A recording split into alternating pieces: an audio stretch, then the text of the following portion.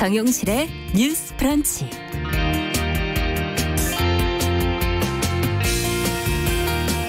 안녕하십니까, 정용실입니다. 요즘 날씨 낮에 정말 덥지요.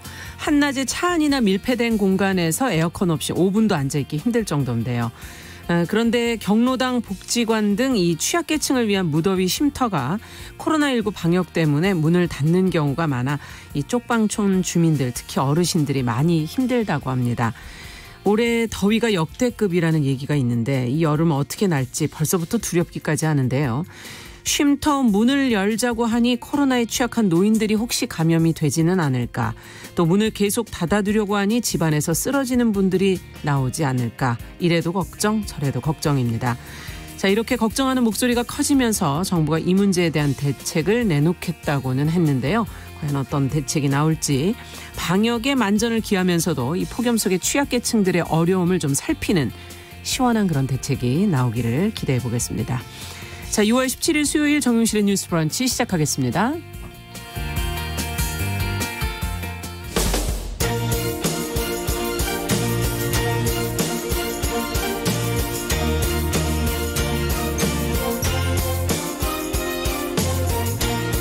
여성의 감수성으로 세상을 봅니다. KBS 1라디오 정용실의 뉴스 브런치. 여러분의 의견을 기다립니다. 문자는 샵 9730으로 보내주세요. 짧은 문자 50원, 긴 문자 100원이 부과됩니다. KBS 모바일 콩, 유튜브를 통해서도 무료로 참여하실 수 있습니다.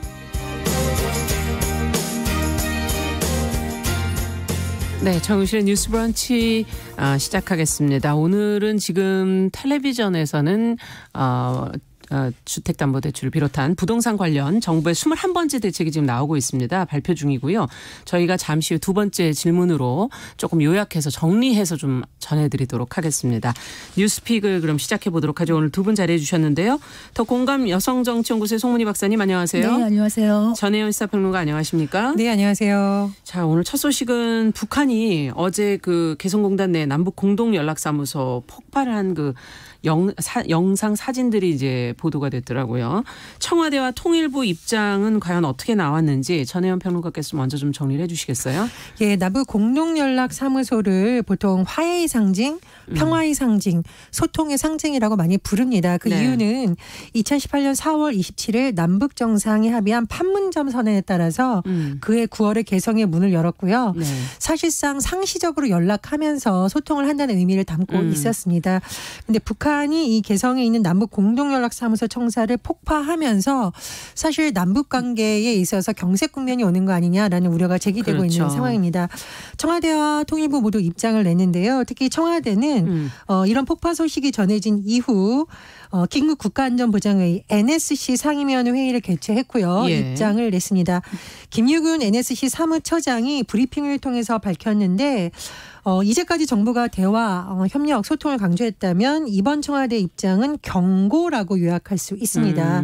내용을 전해드리면 북측이 상황을 계속 악화시키는 조치를 취할 경우 우리는 그에 강력히 대응할 것임을 엄중히 경고한다. 라고 했습니다. 특히 남북 공동연락소를 파괴한 것에 대해서는 남북관계 발전, 한반도 평화 정책을 바라는 모든 이들의 기대를 저버린 행위다라고 또 수집을 했습니다. 사실 그 남북관계 진전 메시지는 문재인 대통령이 최근까지도 강조했던 부분인데 그렇죠. 네. 어쨌든 이날 청와대 입장은 다시 한번 말씀드리자면 경고라고 요약을 할 수 있고요. 통일부에서도 입장을 냈습니다. 지금 통일부 차관이 이제 서호 통일부 차관인데요. 통일부 차관이 남측 연락사무소 소장직을 겸하고 있는 상황입니다. 그래서 네. 통일부는 이 통일부 차관이 성명을 발표를 했는데 네. 성명을 통해서 이 남북관계에서 전례를 찾을 수 없는 비상식적이고 있어서는 안 될 행위다라고 북한의 어떤 최근 모습을 비판했었고요. 특히 6.15 공동선언 20주년 다음 날 이런 사건이 있었는데 네. 이에 대해서도 한반도 평화를 바라는 모든 사람의 염원을 저버리는 것이라면서 북측이 이번 행동에 대해 응분의 책임을 져야 할 것이다 이렇게 말했습니다. 네, 아침에 또 이제 속보가 계속 전해지는 것을 보면 네. 북한에서 더 강력한 어떤 움직임을 할 것으로 알려지고 있죠. 지금 남북 연락사무소뿐만 아니라 개성공단과 금강산 강간 일대 지구에 군이 네. 다시 주둔할 것이라는 있다라는 또 소식이 전해지고 있고요. 또 우리 정부에서 특사 파견에 대한 의견 교환을 북한에 한 것으로 지금 전해지고 있는데 네. 북한의 방송 내용을 보면 김여정 노동당 제1부부장이 이것을 불허했다는 것으로 또 전해지고 있습니다. 자, 지금 북한이 뭐 과격한 언어로 위협을 하는 거는 저희에게는 조금 일상적인 부분이 있는데 실제로 지금 이렇게 과격한 행동에 나선 것은 어떻게 받아들여야 될지 또 북한의 의도는 과연 무엇일지 남북 관계가 이렇게 된다면 앞으로 어떻게 될지 지금 이제 조금 우리도 변화된 그 입장 발표가 있었거든요. 두 분의 생각을 좀 들어보고 싶네요. 이번에 북한의 이런 행동에 대해서 한국 정부나 NSC나 통일부에서 대응을 하는 방식은 적절하다고 봅니다. 네. 북한이 이렇게까지 하는데 강경한 얘기를 하지 않는다는 건 있을 수 없는 것이거든요. 근데 문제는 지금 이 말이 너무 심한 거예요. 그러니까 네. 김여정은 본인 스스로 말폭탄을 터뜨린다 이런 얘기를 하면서 문재인 대통령이 대화의 창을 닫지 말아라고 하는 그 다음 날 그거를 좀 비꼬는 식으로 얘기를 하면서 설면피한 감언이설을 듣는다 이런 얘기를 하고 계속 한국 정부가 자기 변명과 책임 회피를 하고 사대주의에 빠져 있다 이런 얘기를 하는 거예요. 그리고 특사 파견도 공개적으로 이렇게 오픈을 시키면서 예.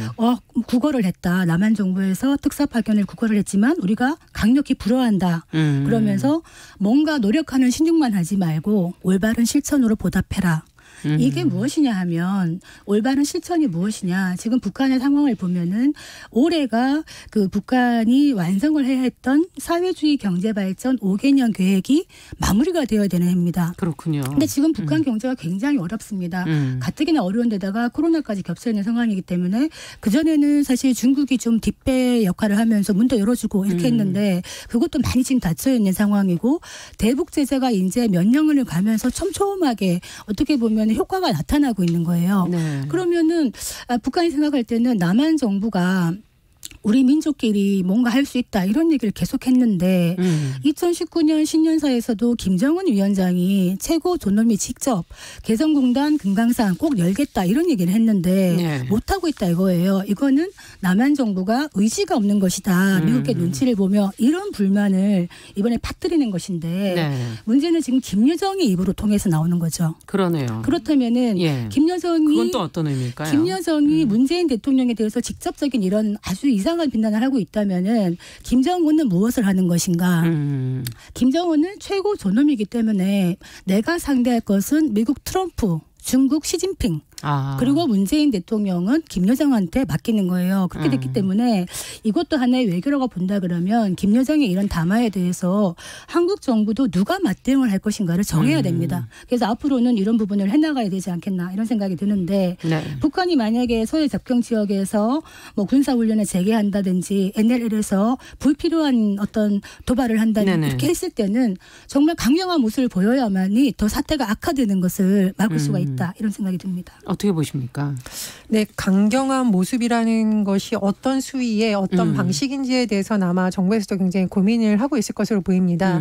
지금 상황에서 문재인 대통령이 직접 나서서 어떤 북한에 대해서 비판적인 발언을 하는 것이 맞느냐. 네. 그랬다면 벌써 그렇게 했겠죠. 그래서 아마 정부 측에서도 굉장히 고민을 하고 있는 것 같고요. 미국에서도 지금 아마 우리나라 뭐 연합뉴스를 비롯한 언론의 질의에 대해서 일부 답변이 나오고 있어요. 그래서 미 국무부 대변인이 밝힌 내용을 보면 북한이 남북 공동 연락 사무소를 폭파한 것에 대해서 역효과를 낳는 추가 행동을 하지 말라라고 했고 네. 한국과 긴밀한 조율을 유지하고 있다라고 밝혔는데 주목할 부분은 미국의 경우에도 그렇게 트위터를 좋아하는 트럼프 대통령이 지금 북한에 대한 언급은 안 올리고 있습니다. 네. 예. 사실 트럼프 대통령은 김정은 위원장하고 만났더라던가 이런 여러 가지 관계에 대해서 뭐 트위터에 사진도 올리고 뭐 그렇죠. 이렇게 많이 했던 사람이지만 그러니까 말 그대로 지금 상황 관리가 필요한 시기이기 때문에 정상들이 직접 나서는 것은 굉장히 신중해야 되고 네. 어떻게 메시지를 담을지에 대해서도 미국 측도 아마 지금 좀 고민을 하고 있는 것이다. 네. 그래서 국무부 대변인을 통해서 원론적인 입장을 낸 것이다라는 또 분석이 나오고 있습니다. 저는 이제 개성공단에 있는 분들이 오늘 오후에 기자회견을 연다고 하는데 그것이 정말 마음이 너무 아프더라고요. 그렇죠. 왜냐하면 예. 개성공단을 통해서 사실은 뭐 북한에 있는 주민들도 혜택이 있겠습니다만 우리 기업들이 새로운 활로를 찾을 것으로 기대를 했고 그렇죠. 굉장히 들어가서 많이 노력하셨던 분들도 그렇습니다. 계시고요. 굉장히 이제 뭐 우리 경제에도 새로운 어떤 계기가 될 것으로 기대를 했었는데 그렇지 못하다 보니 이 기업인들이 지금 굉장히 망연자실을 하고 있고 뭐 우리 정부에 대해서도 비판적이고 북한에 대해서도 원망스러운 목소리를 내고 있는데 네. 이런 부분에 대해서도 뭐 정부에서 어떤 대책이 돼야 되는지를 좀 의견을 들어봐야 될 거라고 봅니다. 그리고 사실 지금 국회가 이럴 때야말로 외통이라든가 국방이라든가 정보위가 소집이 되어서 여러 가지 좀 심도 깊은 논의가 돼야 될 텐데 네. 지금 어제 상황을 봐도 민주당만 지금 참석을 해서 일부 회의를 개최한다던가 네. 통일부 장관이 참석하신 모습이 보였는데 그리 바람직한 모습이 아닙니다. 이 코로나19와 더불어서 대북 문제가 지금 굉장히 우리나라의 중요한 사안이 될 것으로 보이는데요. 그렇죠. 통합당이 뭐 별도의 특위를 만든다 이런 뉴스가 전해오고 있는데 통합당이 지금이야말로 빨리 국회로 돌아와서 정말 여야가 지혜를 모아야 되는 시기다. 이것은 여야의 기싸움을 할 문제가 아니다. 이렇게 생각을 합니다. 그러니까 이게 지금 여야도 당연히 수당적으로 뭔가 머리를 모아야 되는 시점이기도 하고요. 네. 근본적으로는 이런 문제는 외교로 풀어야 됩니다. 지금 북한 문제에서 사실은 이제 문재인 정부가 한반도의 봄을 얘기하면서 북미 간의 중재자 역할, 운전자 역할을 자처하고 나섰는데 네. 북한이나 미국이 보기에는 이 역할이 탐탁지가 않은 거예요. 실제로 만나보니까 말이 다른 거죠. 그 전에 북한이 비핵화 할 거야라고 만나봐 했는데 네. 막상 북미 간에 만나보니까 북한은 비핵화를 먼저 할 수가 없는 거예요. 왜냐하면은 이 핵을 갖고 있는 거는 북한의 생존의 기본이라고 그렇죠. 생각하기 때문에 먼저 핵을 없애지 않겠다. 그리고 미국의 대북 적대 정책을 청산하고 북미 관계를 개선해야지만 단계적으로 핵을 없앨 수 있다. 이런 얘기를 하는 것이고 미국 입장에서는 북한의 비핵화가 되지 않는 이상에는 제재를 완화해 주거나 관계를 개선할 수 있는 명분이 없는 거예요. 네. 그러다 보니까 북미 간에 이렇게 이해관계가 첨예하게 다른데 이것을 양쪽을 다 맞춰주려고 하다 보니까 이게 중재자 역할이 이제 애로가 있는 거예요. 그런데 아까 트럼프 얘기했지만은 북한이 미국에 대해서는 도발을 하지 않고 있지 않습니까? 네. 왜냐하면 미국 대선을 앞두고 과도한 도발을 하지 않는 거예요. 그거는 정말 막갈 수가 있다는 생각을 하는 건데 어떻게 보면 가장 약한 고리인 남한 정부를 치는 것이다. 이런 네. 생각이 드는데 이럴 때일수록 사실은 4강 외교로 돌아가야 된다. 4강 외교. 네. 어디를? 그러니까 뭐 미우나 구우나 일본도 넣어야 되는 것이고 네. 미일 중너 해가지고 중국은 이런 와중에도 늘 얘기해요. 항상 똑같은 얘기를 해요. 한반도의 평화와 안정을 바란다. 이런 얘기를 하고 있고 러시아가 요새 한반도에 조금 개입을 하려고 그러거든요. 그래서 러시아까지 넣어가지고 4강 외교로서 다시 한번 핵 협상에 들어가는 게 어떻겠는가 이런 생각이 듭니다. 네. 자, 저희가 첫 번째 뉴스는 여기까지 듣도록 하고요. 지금 잠시 전에 김현미 국토부 장관의 발표가 있었습니다. 6.17 지금 부동산 대책의 발표가 있었고 21번째 지금 나온 대책인데 과연 어떤 내용들이 나왔는지를 지금 저희가 정리를 해서 좀 먼저 송 박사님께서 좀 정리를 해 주시면 저희가 그 관련 내용들 빠짐없이 조금 살펴드리죠. 네, 지금 2달에 한 번꼴로 계속 부동산 대책이 예. 나오고 있습니다. 온 현 정권 들어서 21번째 부동산 대책이 다시 나왔습니다. 6.17 부동산 대책 중요 내용을 보시면 그 개발 호재 인근 지역에서 토지 거래 허가 구역을 지정하겠다 추가로. 네. 그리고 갭 투자를 차단하기 위해서 주담보, 주택담보대출 담보대출. 등 실무 요건을 강화하겠다. 네. 그리고 이제 부동산 법인의 우회적인 탈법을 좀 얘기를 많이 했었는데 부동산 법인에 대한 규제를 강화하겠다. 그리고 임대사업자, 개인이나 법인의 이제 임대사업자의 주택담보대출 조건도 강화하겠다. 그리고 지금 재건축, 그 목동 재건축이 들썩거렸거든요. 예. 재건축 안전진단을 강화하는 등 정비사업의 규제 정비도 더 강화하겠다. 이런 예. 게 핵심입니다. 네. 관련 내용을 조금 더 두 분이 좀 주목하신 내용들을 좀 살펴봐 주시겠어요? 저는 일단 그 왜 법인 차원에 이렇게 정말 돼서 이게 부동산 투자나 어쩔 수 없이 직장인들이 집을 사는 것이 아니라 거의 투기의 성격을 띠고 있는 부분에 의해서 정부가 나서는 것은 일부분 필요하다고 봅니다. 그래서 네. 법인 종부세 문제에 대해서는 앞으로도 좀 심도 있는 의미가 좀 있다라고 보고요. 이제 다만 제가 조금 우려하는 부분은 뭐냐면 네. 21번째 대책이 나왔는데 이게 일부는 효과가 있고 일부는 풍성 효과가 나오는 부작용이 사실 이미 시장에서 나타났었거든요. 예. 그러다 보니 정부의 대책에 대한 시장의 신뢰도가 떨어질 수 있다는 우려는 계속 제기되고 있습니다. 그래서 이번 대책이야말로 정부가 정말 심혈을 기울여서 같이 봐야 된다라고 보고요. 제가 이제 더불어서 국회 역할을 왜 계속 강조를 하냐. 총선 앞두고 민주당의 일부 정치인들이 사실상 정부가 가려는 방향하고 반대되는 듯한 공약 혹은 약속을 하는 듯한 발언을 했었거든요. 네. 이러면 사실 선거에는 도움이 될지 모르지만 그쪽에 살고 있는 유권자들은 상당히 혼란스러울 수가 있습니다. 그래서 민주당도 그렇고 통합당도 그렇고 아마 주택 문제에 민감한 지역에 사는 의원들은 또 유권자의 목소리를 들어야 되겠지만 의원별로 개별적인 목소리를 내다보면 굉장히 또 혼란을 초래할 수 있거든요. 그래서 의원들도 인기를 끄는 단기적인 방식의 법안을 발의할 것이 아니라 정말 심도 있는 법안을 내야 됩니다. 제가 가끔 어떤 법안을 보면 이게 본회의까지 가서 통과되지 않을 것 같은 법안들이 있어요. 근데 왜 내냐?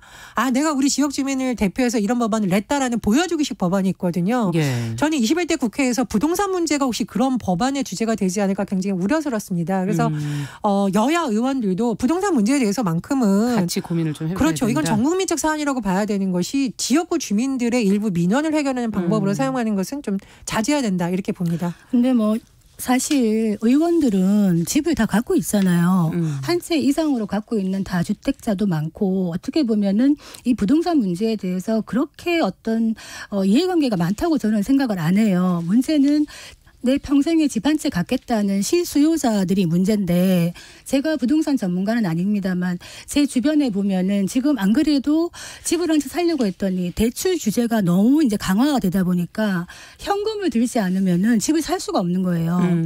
그렇다면은 좋은 아파트가 나와도 현금을 갖고 있는 사람들은 쭝쭝이라고 해요. 부자들은 현금을 들고 가서 사지만은 대출을 받아서 집을 살 수가 없는 사람들은 집을 살 수가 없는 겁니다. 그렇다면 정부가 지난번에 11.6 대책을 해가지고 그러니까 분양가 상한제 이렇게 하다 보니까 그 지역 빼고 나면 나머지 지역으로 이제 몰려가는 거죠. 투기 수요가. 네. 그러면은 이걸 풍선 효과라고 하잖아요. 계속 도는 거예요. 돌면서 지금은 도봉까지 집값이 다 올라가요. 9억 원 이상만 규제를 했었는데 지금은 오히려 서민들이 갖고 있는 6억 7억 이런 집값이 막 올라가고 있는 거예요. 그렇다면은 과연 누구를 위한 부동산 정책인가? 저는 한번 질문하고 싶은 게 갭 투자에 대해서 굉장히 얘기를 많이 하는데요. 네. 사실은 현금을 많이 갖고 있지 않은 사람들이 집을 살 수 있는 방법으로서 갭 투자를 많이 했었습니다. 이때면은 저금리라든지 주택시장이 호황일 때 그런 식으로 해가지고 전세를 끼고 집을 사가지고 이제 그 집이 올라가면 내가 들어간다든지. 네. 근데 이게 이제 투기의 수단으로 사용되는 면이 있기 때문에 막겠다고 하는 거지만은 대출도 막아놓고 갭 투자도 강화한다는 식으로 가게 되면은 과연 실수요자를 보호하기 위한 대책이라고 할 수 있겠는지 저는 잘 모르겠습니다. 네, 어떻게 보세요? 이게 참 부동산 문제에 대해서 우리가 토론을 했었는데 방송 시작하기 전에 그렇죠. 정말 어려운 것이 이게 교육 환경의 문제라든가 금리의 변동은 굉장히 복합적입니다. 그런데 사실 20, 30대 같은 경우에는 좀 다른데 제가 40대에 또는 50대 분들 이렇게 얘기를 듣다 보면 집이 있는데도 무리하게 전세를 또 얻어서 가시는 분들의 상당수가 교육 문제하고 좀 맞물려 있는 것 같아요. 그래서 저는 보통 부동산 관계장관 회의한다 그러면 이제 국토부라든가 기재부라든가 이런 것이 나오는데 사실은 실질적인 관계장관 회의는 들어가지 않지만 어떻게 보면 가장 중요한 부처 중에가 하나가 교육부가 아닐까 생각이 들어요. 그래서 정부에서 이 40, 50대들의 고민에 대한 그런 교육 문제에 대해서도 한번 들어봐야 된다고 좀 생각을 하고요. 네. 그리고 또 하나 이제 다만 이 갭 투자에 대해서는 좀 의견이 엇갈리는 것 같습니다. 왜냐하면 실질적으로 집을 사기 위해서 어쩔 수 없이 갭 투자를 하는 사람도 있지만 오늘 정부 통계를 보면 강남의 지역 비롯한 일부 지역의 갭 투자가 너무 비중이 계속 늘고 있다. 그런데 이거는 과연 그럼 실수요를 위한 것인가 아니면 투기를 위한 것인가 조금 더 지켜봐야겠습니다. 그래서 그 부분에 대해서는 이견이 있을 수 있다라는 말씀드립니다. 그러니까 이제 이번에 서울 강남권의 갭 투자 비율이 72%다.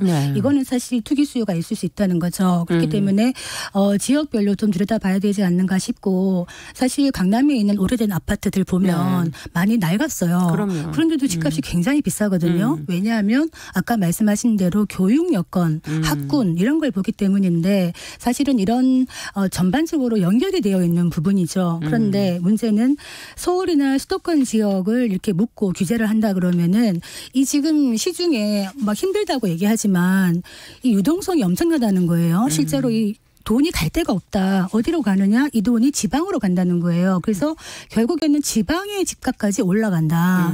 지금 아까 대전까지 이제 좀 확대하고 하고 있지만 사실은 전국적으로 이제 전국을 대상으로 규제하지 않는 그런 규제하는 어떤 망치 형식의 규제가 아니라면은 핀셋 규제를 한다는 거는 투기 수요자들한테는 자꾸 새로운 먹잇감을 던져주는 방식이 되지 않을까. 뭐 저는 그런 생각이 듭니다. 네, 그 말씀은 지방은 일부 지역은 해당이 됩니다만 지역의 일부 지역은 오히려 지금 공실률이 너무 높아서 문제인 지역도 있어요. 그렇죠. 그러니까 지역도 지역별로 편차가 있는 것이고 일부 지역은 지역 내에서도 이른바 학군이 좋거나 그래도 아직까지 지역의 뭐 명문고등학교로 불리는 지역 중심으로는 수요가 형성되어 있고 외곽 지역은 지금 아파트가 남아돌아서 오히려 문제가 되는. 처음에 공급했던 가격보다 더 떨어진다는 지역도 있거든요. 그래서 사실 정부의 이번 대책은 아무래도 수요가 높은 지역 중심으로 나온 것 같고요.